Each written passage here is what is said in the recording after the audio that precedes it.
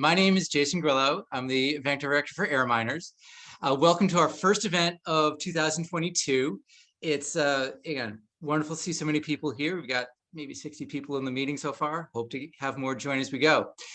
A couple things about why we're having our event today. One, January is typically the year of New Year's resolutions and thinking about how you want to redirect yourself for the forthcoming 12 months.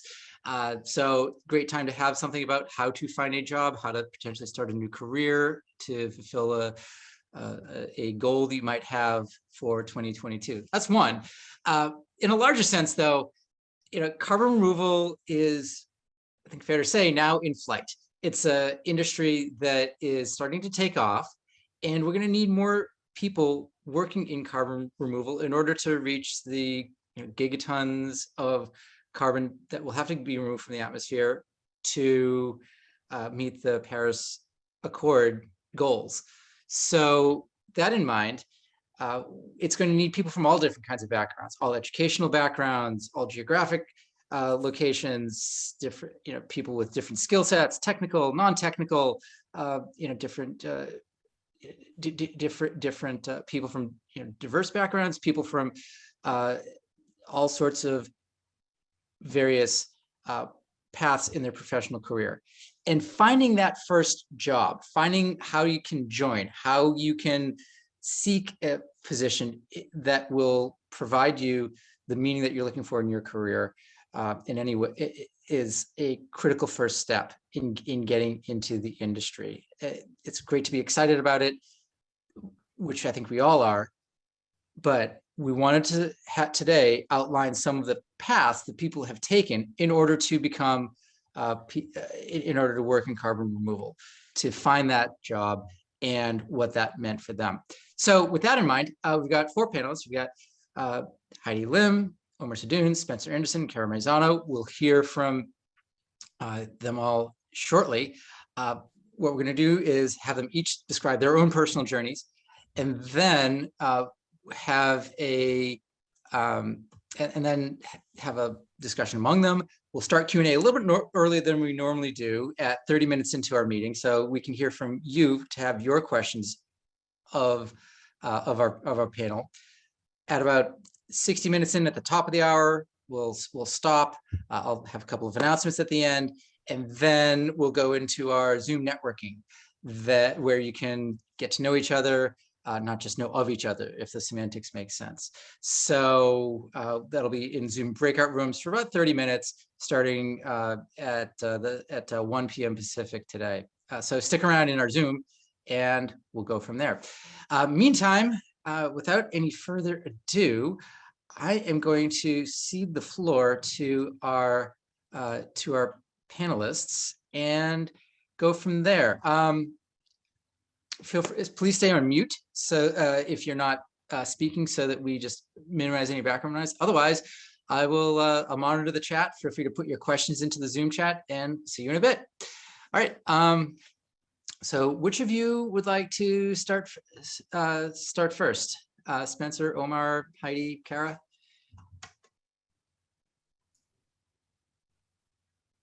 Sure, I'm happy to start. Okay, Omar, start us off. So a quick introduction for me, Omar Sadoun.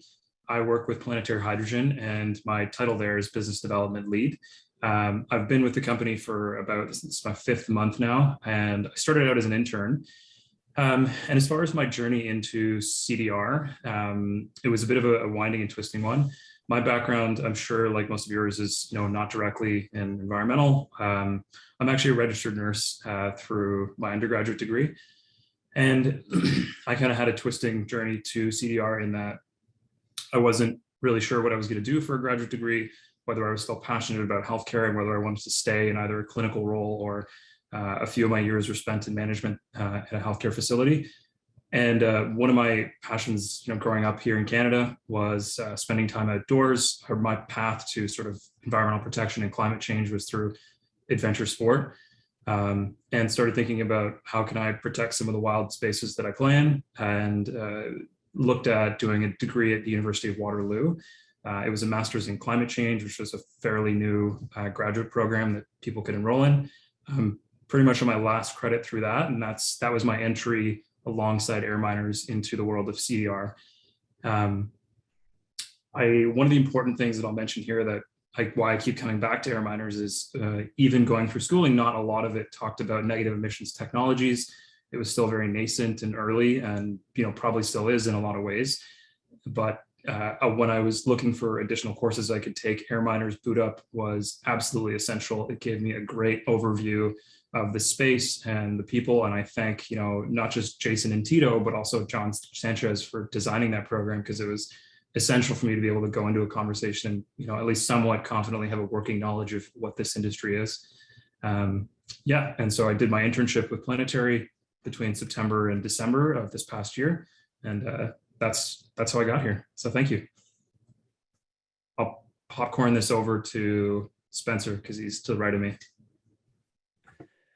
Nice to meet you all. My name is Spencer Anderson. I'm based out of Los Angeles currently, and I'm chief of staff at a company called Noya that's actually based in San Francisco. So I'm often shuttling up there. Noya does a form of direct air capture where we retrofit cooling towers, big pieces of equipment that already exist on top of buildings all over the US. There are about 2 million of them. And it's a way for us to cut down on some of the original CapEx of deploying direct air capture. Like Omar, my path was very winding to get to this point. My background is all in software tech startups, mostly in the Bay Area. I worked in a number of different operational roles at those companies: product operations, sales, marketing, business ops, from anywhere as few as 5 employees up to 2,000. And my path into this space started about 2 years ago with actually a few books that were gifted to me. Uninhabitable Earth by David Wallace Wells being one of them. And for those who haven't read it, brace yourself. But I think it's just a great, very kind of honest take on what the world may look like at 2, 3, 4, 5 plus degrees of warming. And I think for me, it was at a time where it was the end of the year, thinking about New Year's resolutions. I was about to turn 30. I see the comment in the chat and I'll put it in after I'm done talking. But it was just at a really salient point where I was thinking about the impact of my work and realizing that the company I was at the time, even if we were wildly successful, wasn't really going to make that much of an impact in the world. And so I took some amount of time, given my lack of background in the space, just to get up on the climate science. There's so many good resources out there. Even Heidi's article was one of the early inspirations for me, and just got to learn more and eventually made my way over to CDR and CDR Primer. And I think, one of the big things that I'll call out here is that there are so many great resources out there, from books and podcasts and articles and all that. But I think the biggest thing for me was getting out there and talking to more people. I think for me, it was kind of comfortable to sit back at home and work through all these materials. And I think the biggest unlock for me was having these conversations, even if I didn't quite know what I was looking for at the time, but really leaning into some of the discomfort there to kind of find my path, and ultimately led me to Noya. So excited to be here and talk about it with the rest of the panelists. And I will popcorn to Kara. Thanks, Spencer. Hi, everybody. I'm Kara. I'm based in Paris, but I'm originally from California, from LA, actually.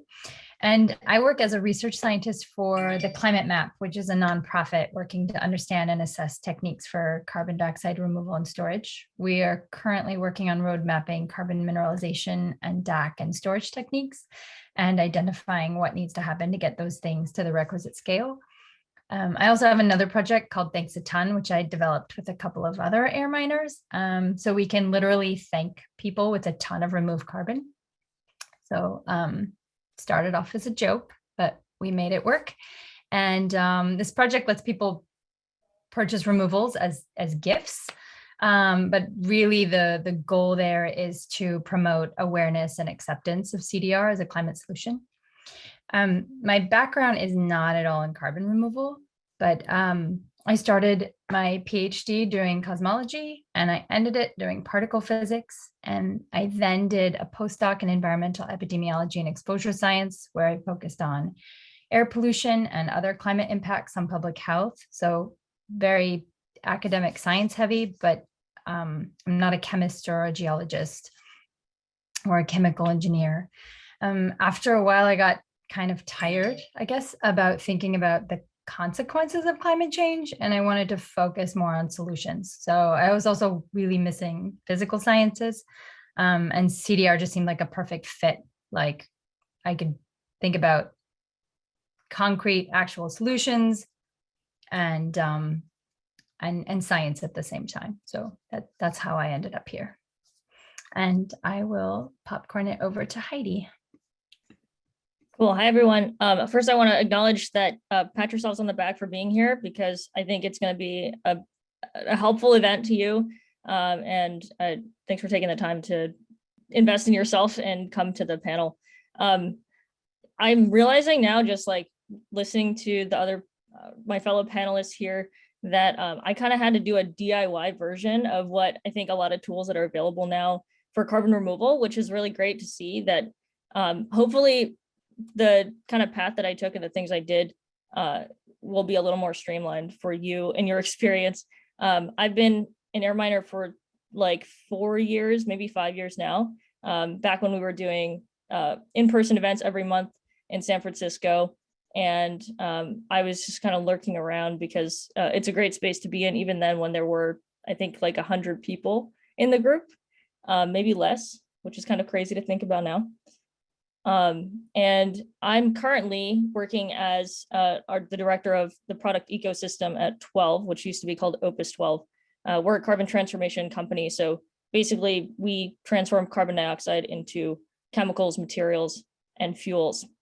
So you can kind of think about us on the utilization side, but we're kind of that bridge for what do you do with the carbon dioxide once you capture it? And can we also at the same time displace fossil fuels in existing supply chains for all of the kind of critical goods that we have?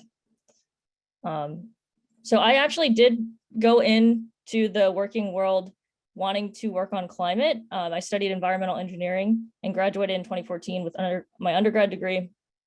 But I, just like a lot of people, I got swept up in the frenzy of an excitement of Silicon Valley. And then I ended up not going into energy, which is kind of what seemed like the only options for me at that time. For some reason, I just wasn't that excited about building solar farms or I don't know, like generation management, things like that. So I got an opportunity to be sort of a chief of staff at a software company. And I did that for 3.5 years, but certainly would always be going home and reading about climate change and environmental justice and, you know, all the things that we need to do. And eventually that ate away at me enough where I decided, okay, I need to get out of here and figure out how do I work on climate. And at that time I had basically, I felt like, I don't think this is like a healthy way to think about it, but I felt like I kind of needed to maximize like what impact I could make, because I felt like I had wasted like 3 or 4 years not working on climate. I don't think that is how I see it now, because actually that period of time was very useful to me. I got to learn a lot, and that knowledge is really helpful moving forward. So I'm really grateful for the time that I spent at that other job. But because of that mindset, I decided to really spend concerted time trying to understand what were the biggest challenges to solve that no one else was going to basically backfill. So I didn't want to work at Tesla because I felt like it was exciting enough that people who didn't even care about climate wanted to work at Tesla. And I was like, okay, that's great. There's people who want to be in line for that job, but what jobs don't have enough people in line? And so carbon removal was just this overarching theme, this kind of evolving space that became clearer and clearer was extremely important, but didn't have enough people who are actually working on it. And so, as you'll see in the piece that is in the chat. I wrote about my experience. I also wrote a carbon removal 101 during that time, sort of as a tool to help other people to learn about carbon removal and also to help me get a job. And so over time, I was able to do that. And now, having been in at 12, I've been there for about 3.5 years now, which is kind of crazy. I feel like kind of like a vet now in carbon removal. But I'm also carving out time and spending more of my resources on trying to help more people bring themselves into carbon removal and more generally just purposeful work and clean tech. Awesome. One question that we kind of talked about earlier is just to start, I mean, for technical people and for non-technical people, just to get the panel sense, how do you map some of the transferable skills onto what a carbon removal startup company might need?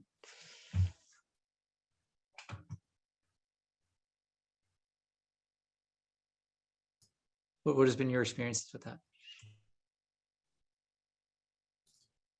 Sure, I can kick us off again. I in terms of transferable skills, yeah, I think if you're looking at strictly like job titles, it can be really hard to, maybe not see the thing that you've been trained as or the title you've kept for a number of years in the carbon removal or environmental space right away. But when you sort of dig one layer deeper and you start looking at what kind of things does the job require of you, in my case, it was sort of a combination of operations and project management alongside some grant writing, or not necessarily grant writing, but fundraising efforts that I've done.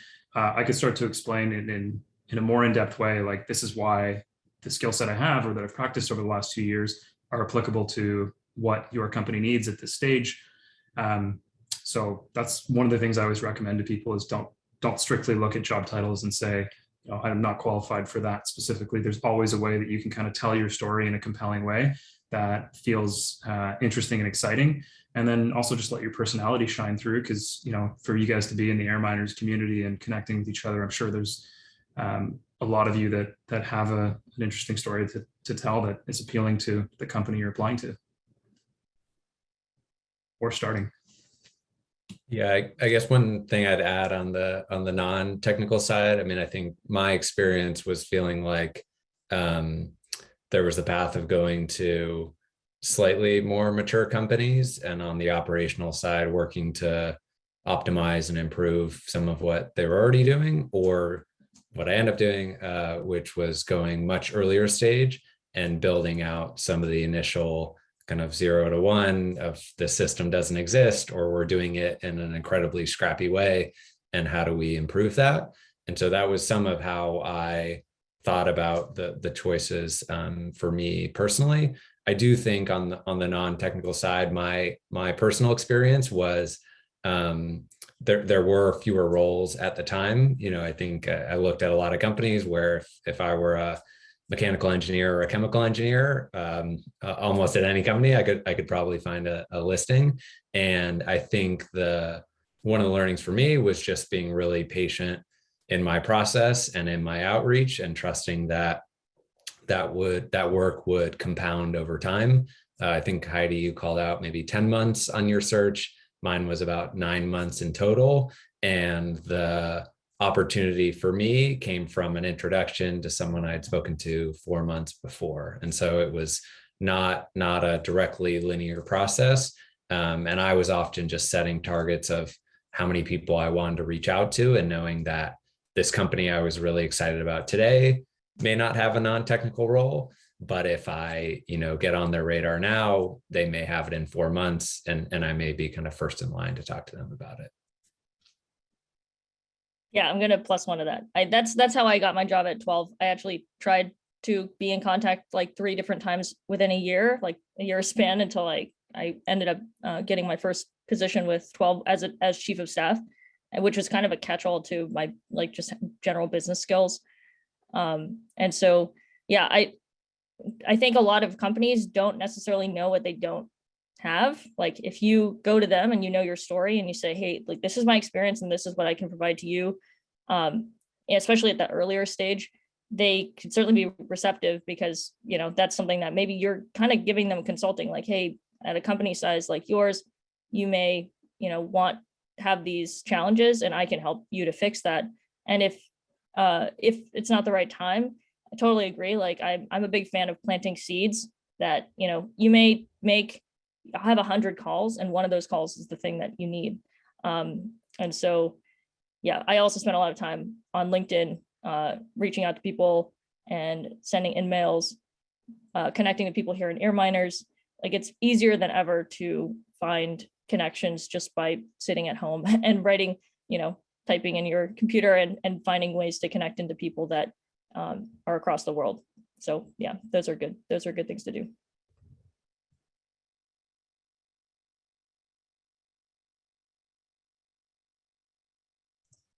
Great.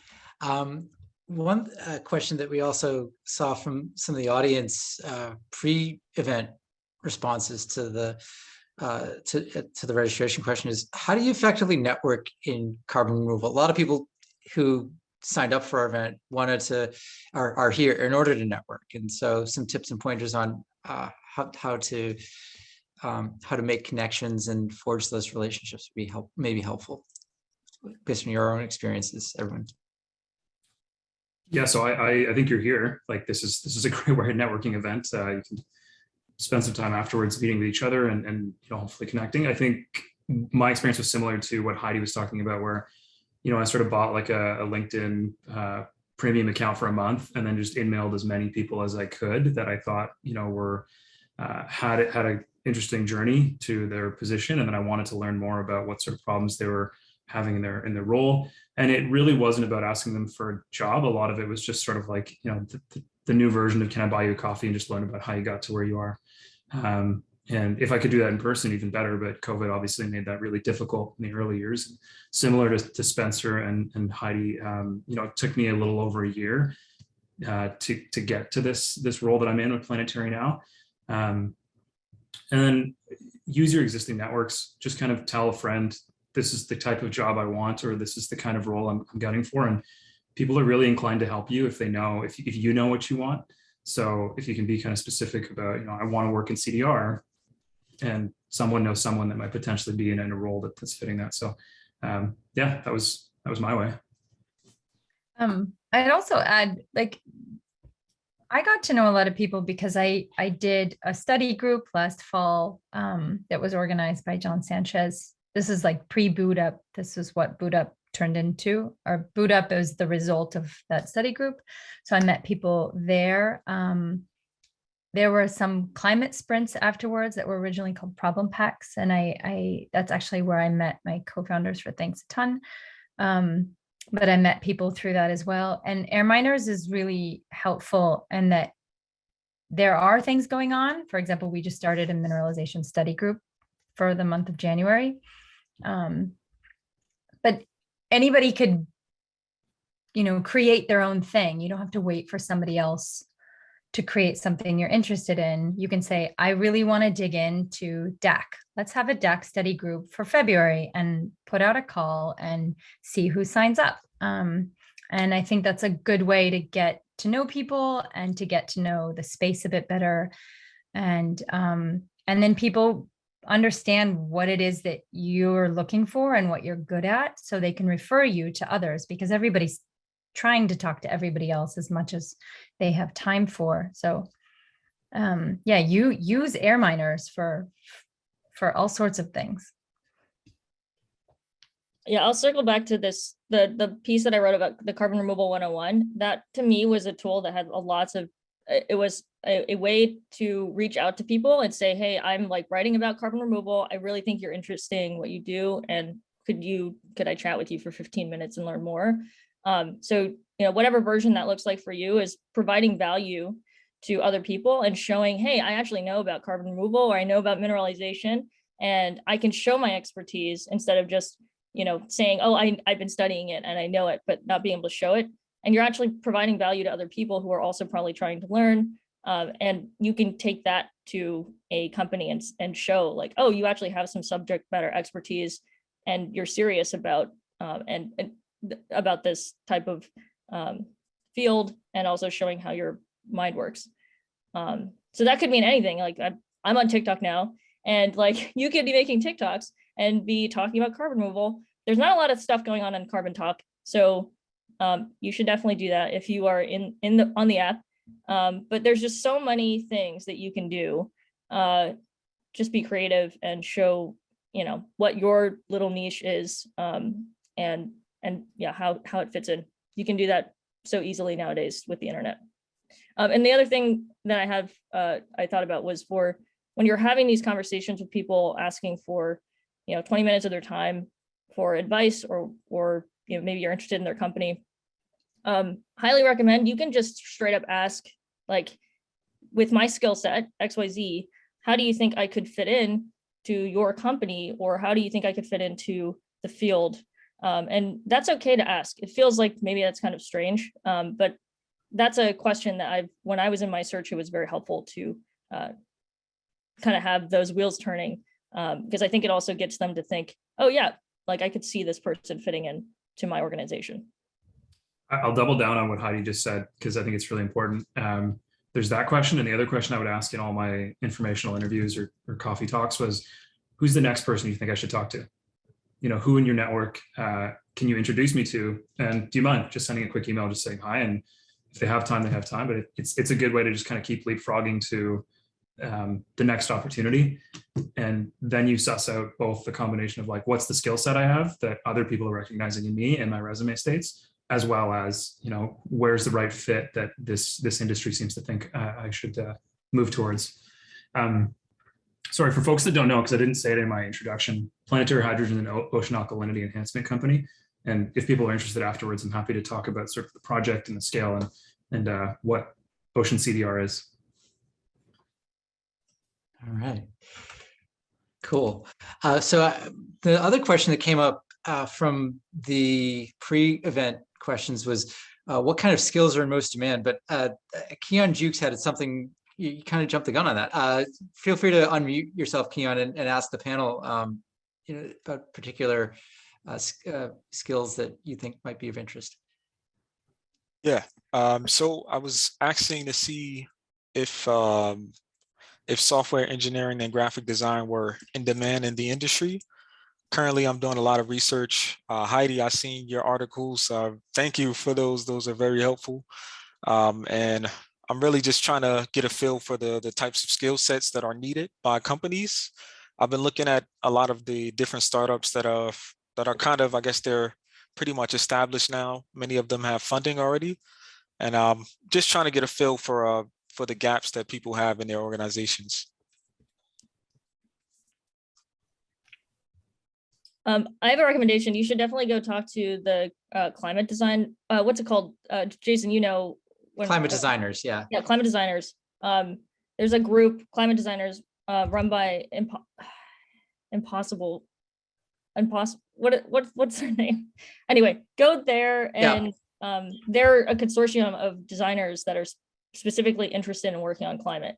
And they probably have good connections and advice about how to find work with design specifically. Share the link in the Zoom. So yeah, but cool. I mean, I would say like carbon removal should be as massive as any other industry that touches every part of our lives. So any job like ultimately should become a climate job. That's my belief, is climate jobs. It should be like baseline for any company. So basically with that frame of thinking, yes, no matter what your skill set is, like you're a writer, you're a documentary filmmaker, you're a designer, there's a place. And maybe some of those companies don't have funding yet to know what, like maybe you're not a full-time hire, but if you are able to approach some companies, there's a lot of documentaries and different kinds of like media that's starting to come out around carbon removal for those companies that are able to pay for that. And so I think that'll become a bigger thing in the next year, certainly. Cool. So RT Aurora, feel free to unmute yourself. Had a question about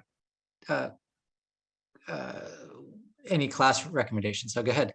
Yeah, thank you all for hosting this. I'm in my last year of my master's, and so I have the opportunity to take like a few relevant classes, and I was wondering if there were any skills or classes that you would have recommendations for that are applicable to CDR. Yeah, if you haven't already, I think boot up. So when I went through my master's, one of the things that was lacking was that negative emissions technologies kind of courses or just even discussions about it.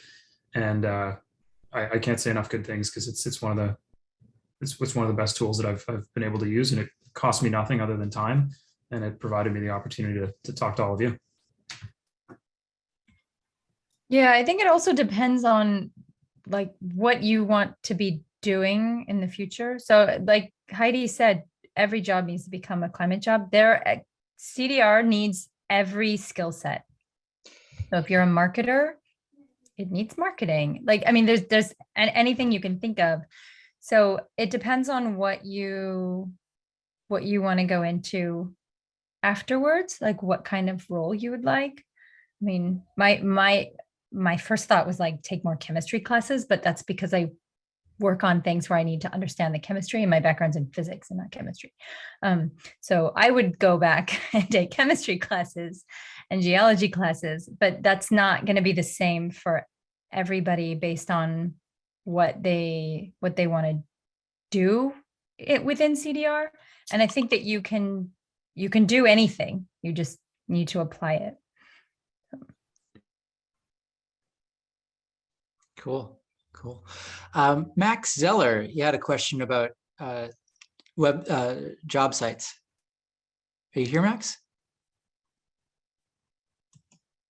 Max? I'm here. Can you hear me? Go ahead. Yep, go ahead. Yeah. Well, I'm actually based in Europe, in Switzerland, Zurich. I've been working for Climeworks back then, probably a very well-known name in this community. And I was basically looking for a platform that would be most helpful to find jobs, or also to place job ads, but also based in Europe somehow, not only US based. But I guess there's a lot of it's majority a US this community. Nope, there's a lot going on in Europe too. So we can connect afterwards if you like. But yeah, I mean, I'm based in Paris. And one of the things I was having trouble with pre-COVID was, how do I switch out of my job and find a job in Paris where I can go to work every day? Because that's what I assumed I would be doing. And I wasn't really finding anything at all. And so COVID actually opened up many more opportunities. I know the time zone that's definitely an issue, but you're not confined to Europe necessarily. And a lot of jobs that are coming up, like, acknowledge the fact that people are working remotely. So yeah, but there's a lot more activity, like more and more activity in Europe as well. Yeah. Planetary actually has a posting up right now on their website. I'll drop it in. But one of the non-technical roles we're currently hiring for is a UK coordinator. So for folks in Europe that are interested in the role, feel free to check it out. Thank you. But is there a platform in Europe which is more focused on, yeah, let's say Europe as such, or are these that were posted climate based and work on climate really international? I would say work on climate is pretty international, and there's Europe channels. Same with my climate journey. There are starting to be like smaller groups popping up that are more focused, it seems, but I think there's at least a Europe channel within most of these Slack communities. I don't know about for jobs specifically, but like the climateaction.tech Slack, I think a lot of people there are based in I mean, it's huge, so they're based all over the world, but I think a lot of the founders might be based in the UK. So that's climateaction.tech. Yes. Yeah. And it's not CDR specific. Yeah. Sure. That was actually my entryway into CDR, is that I had a random thought once and I posted something on there and asked if anybody knew anything about CDR, and somebody pointed me to a podcast, And then I just sort of devoured every episode and kept going. But yeah, there are a lot of Europeans in there as well. Cool. Thank you. By the way, this is like tangential, but I highly recommend, if you are like looking around, to like keep a list of all the companies or organizations that you ever come across, like if you're reading things or if you're on these Slack groups, and just like try to understand what each of them are doing. And I think it's helpful to kind of understand like how does everything fit in with each other, and then you can decide like what do you think is most interesting to you. So I had a huge spreadsheet, and I was looking at also Europe. There's a lot of great stuff going on. I kind of wanted to try living in Europe for a little bit, but so that's something that helped me, that as you're like trying to network, to just keep things on your radar, is like keep track of them somewhere. Yeah. Kind of building on that, a lot of good questions in the chat, which we will which we'll get to. Danny DeBar, you had a question about selecting carbon removal. Feel free to ask it. Great.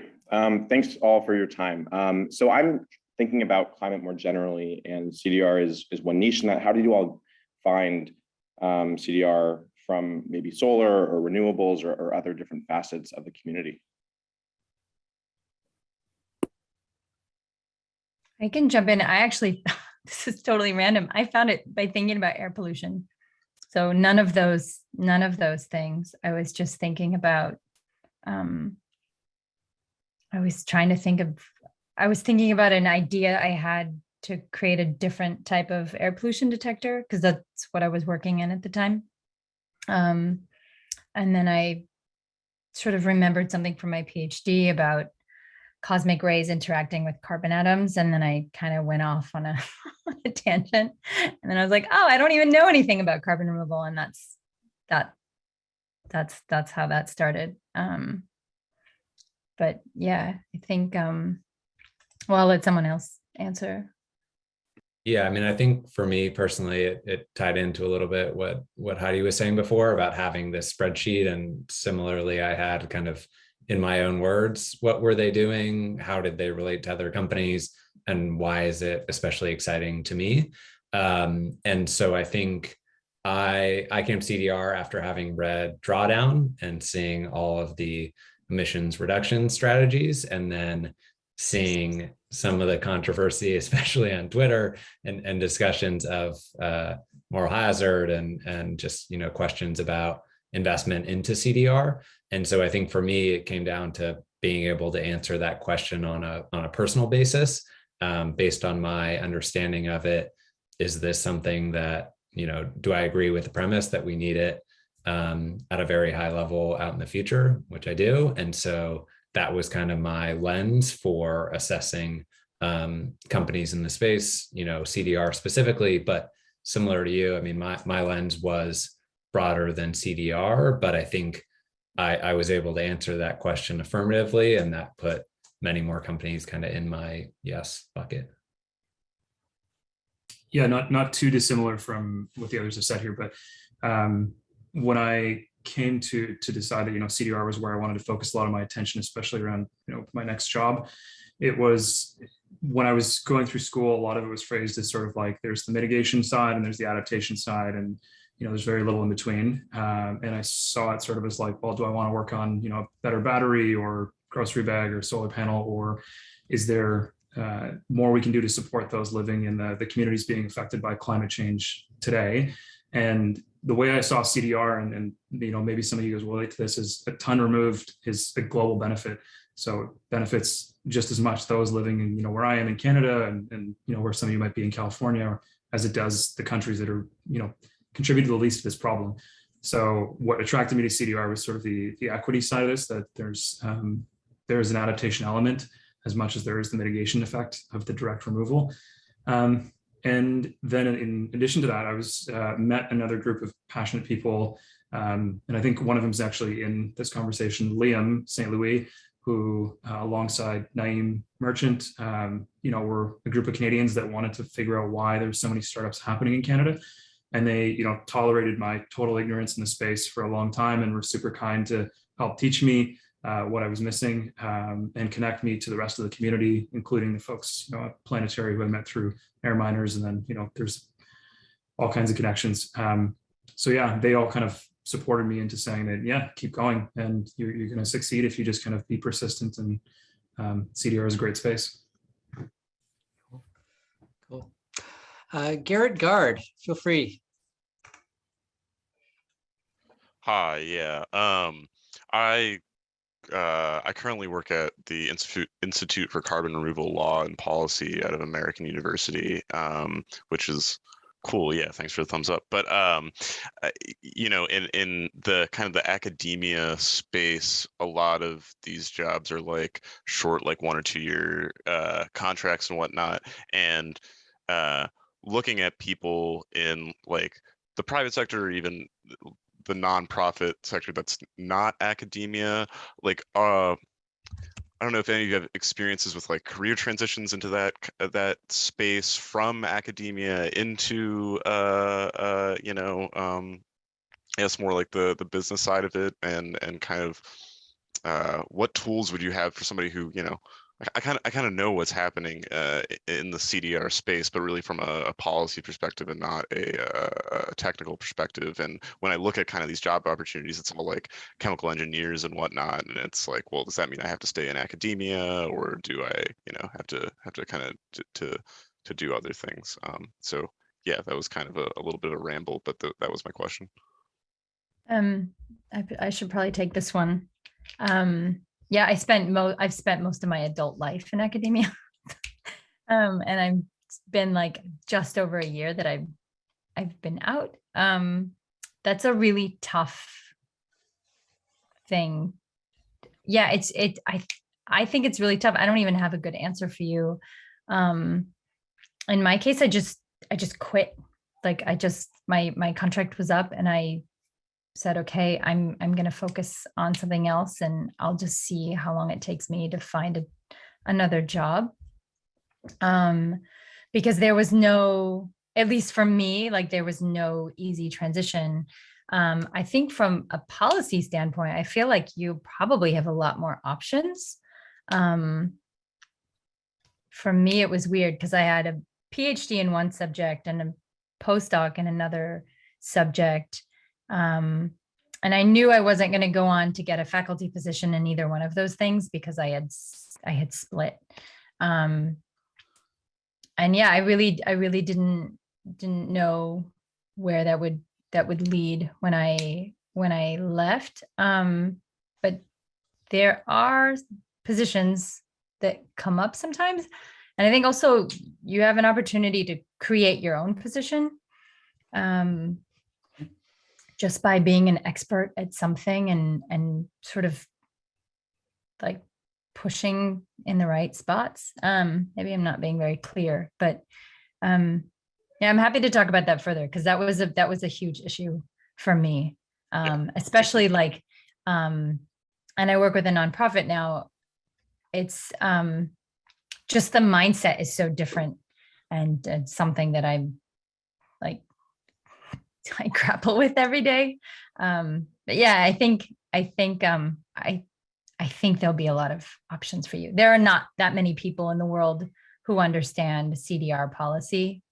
And 10 years from now, like if you think about it this way, like how many people are we going to need globally that understand CDR policy well?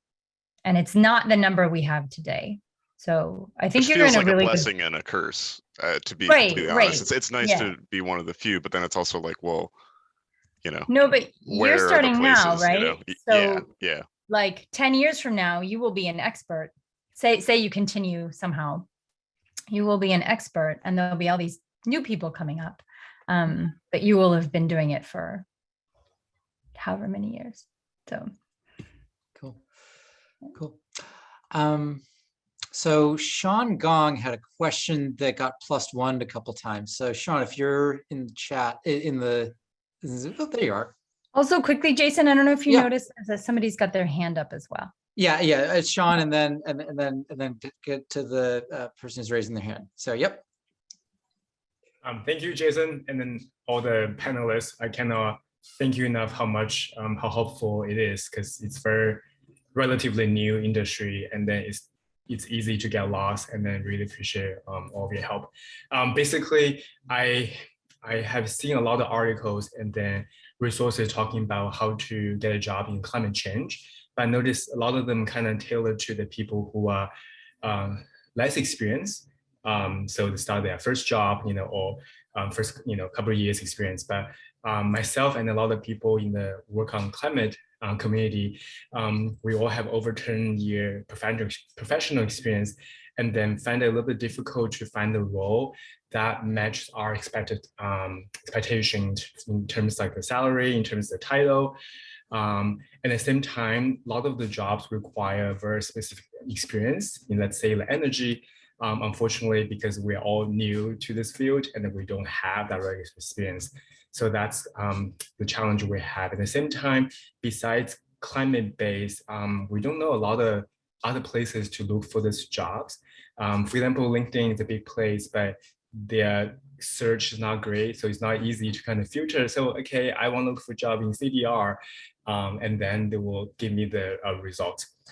So given that, so I'm wondering if you guys can kindly offer some advice for people who have more experience to this field, and then how we can find the jobs match expectations. Thank you. I can offer that. You've seen climate-based has been shouted out a few times. I think that's in my mind, from what I can see, it's probably like the most comprehensive and the best job board. They are comprehensive in that they're not just focused on carbon removal, they're broadly about climate, right? By the way, are you walking on a treadmill? Yes. That's great. I need one of those. So, and then I think the other thing is, if you're talking about like job expectations, probably keep an eye out for like who's getting funded. Like I imagine, like, if you're getting funded, you would have more ability to pay. So there's a lot more funding coming into this space, which is great.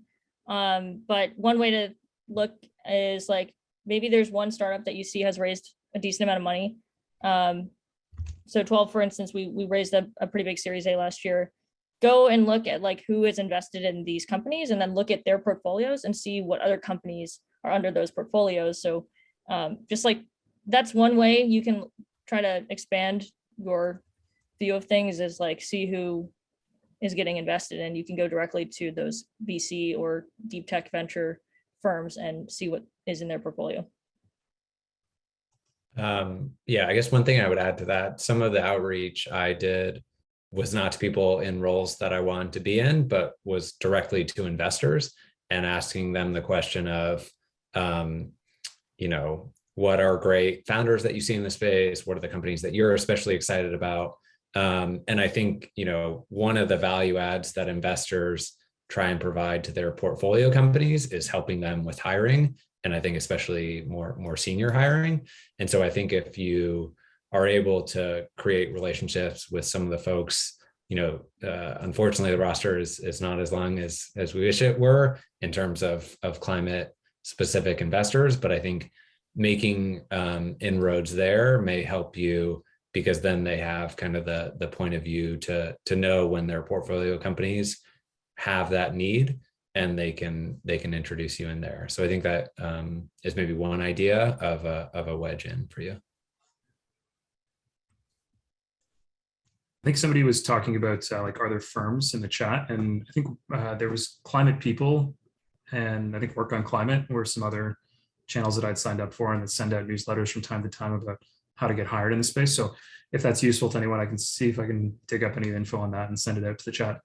Yeah, I found the climatetechvc.org weekly newsletter has a really nice list of not just CDR, but climate jobs available at the bottom. And I've seen a couple of interesting, say, chief of staff roles crop up in CDR recently, but others as well. So, yeah.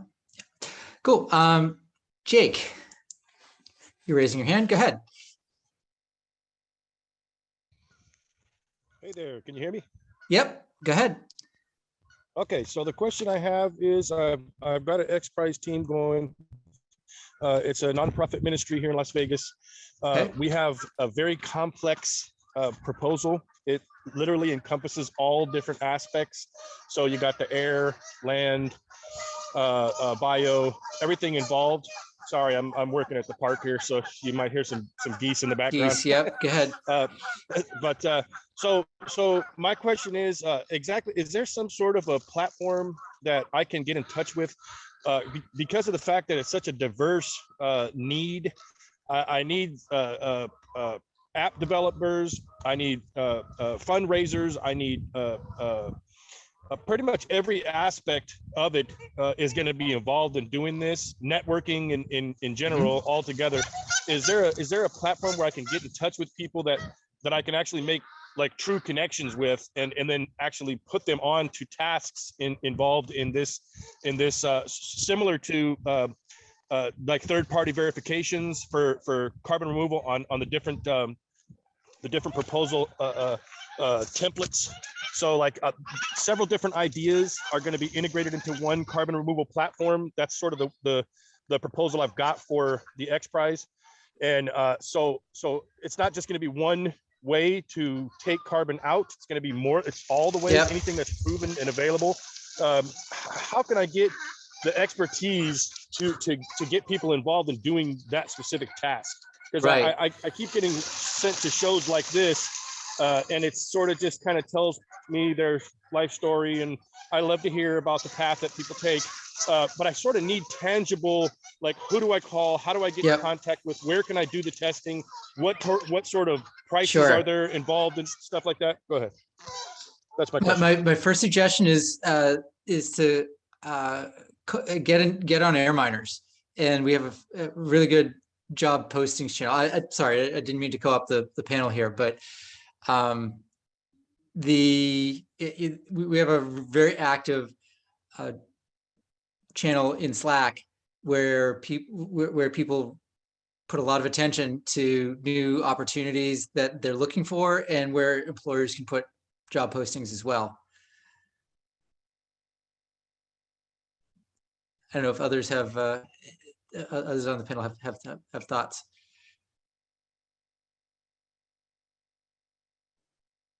I agree with that. I think AirMiners is a great place. I think there's a Slack channel for people who just are looking for help. You can even go in the job postings region, but there's a lot, like, there's clearly a lot of people who are willing to maybe put in some volunteer time and just be involved in things. So I think AirMiners is the best thing as far as I can see. And by the way, great that you're in Vegas. I'm from Vegas originally. Awesome. I think I know what park you're at. Yeah. Yeah, Floyd Lamb Park. Yeah, exactly. I'm loving it. Yeah. I'm the monitor out here. So can I've signed up for AirMiners already and Slack, and I haven't received anybody as far as anybody willing to volunteer. And this is aeronautics, so it'll be sky gardening, so it'll be ballooning. There's all kinds of different aspects of it.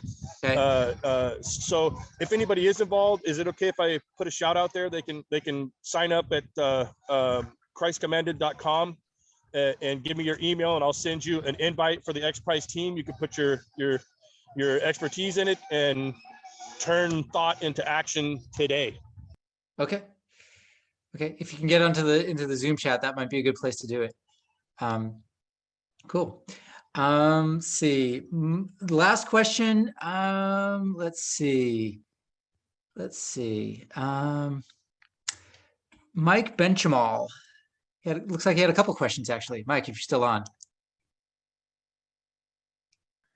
Yeah, thanks. So I'll start with my second question, just following up on Sean's, and I think Omar kind of answered it, but the question was about executive recruitment firms, and sometimes when companies are looking to hire in the executive staff, they do post those jobs readily on their site, but sometimes they're trying to be quieter about it, and you're really only going to find it through some of these executive recruiters. And that's why I asked the question if anybody has ever used any firms that do operate in the CDR space.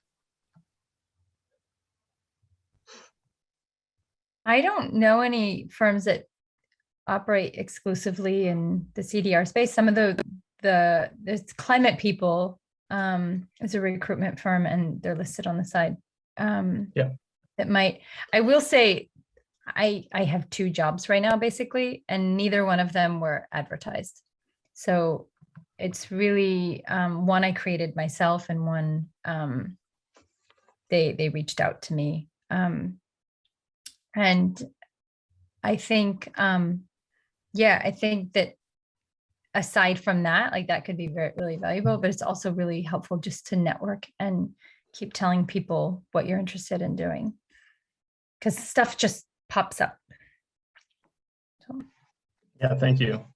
Cool. Yeah, so Mike, when I was going through interviews with another CDR company, Climate People, I think his name was Brendan, that helped me out. So you know, my handful of interactions with that organization were great, and yeah, hopefully you guys find value in it as well.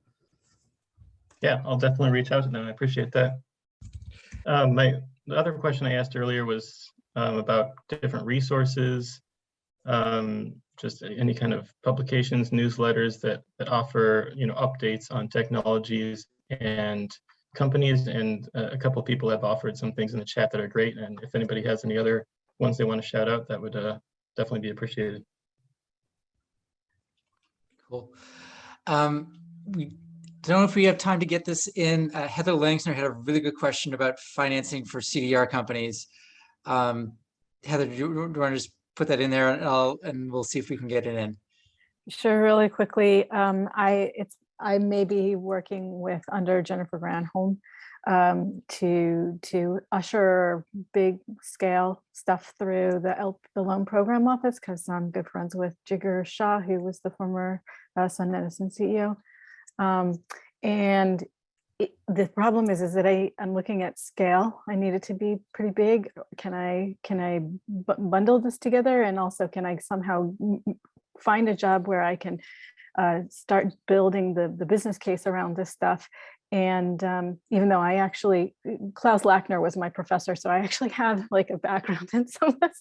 Yeah, but I know my master's project was in this, but basically, how big what is the biggest one? Is it Climeworks? And how could I get a bunch of these together to make a big deal that I could kind of usher through the LPO program? That's what I'm kind of curious about. And I'll talk to people offline if they want to connect with me or whatever. Cheers. Cool. So we're just about at time. Thank you, Heather. If anyone, Heather, maybe you can connect with Omar, Spencer, Heidi, Kara. I'm happy to offer my own personal take on that as well, if you want. Certainly, if others have in the Zoom chat have comments, feel free to send them Heather's way. We're just about at time. I want to be respectful of people's calendars and schedules. So this has been great. Thank you so much to the panel. Thank you. Thank you, Omar, Spencer, Kara, and Heidi. And thank you for being such a great audience. You know, just a real overabundance of really insightful questions to kind of get to the heart of the matter, how to find a job in carbon removal. What a suggestion in the chat was to save the chat itself and make that available to people afterwards. So we will do exactly that, because there are a lot of really interesting links floating around in the Zoom chat, which otherwise would disappear once the Zoom ends. So what I'll do is bundle that up into the post-event email. By the way, there's a post-event survey there. We'd love to hear how well we did, what we can improve, and most importantly, what we can improve on. This is always a work in progress. There are if the things that hit the mark, great. If there are things that didn't, we especially want to hear that, because that's the only way we can make AirMiners a better place and to serve the needs of you, the carbon removal community. So please let us know your thoughts and opinions. So with that, we're going to stop the recording and conclude, and we'll hang around here for some post-event networking. So for about a half an hour or so in Zoom rooms and breakout rooms, and we'll go from there. So thanks, everyone. Have a great day.